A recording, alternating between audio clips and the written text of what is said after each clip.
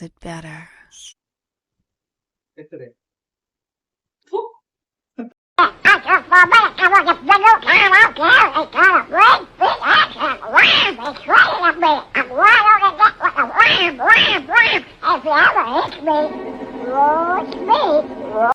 வந்தவன் வீட்டுக்கு வராம உனக்கு இங்க உட்காந்து பேச்சு.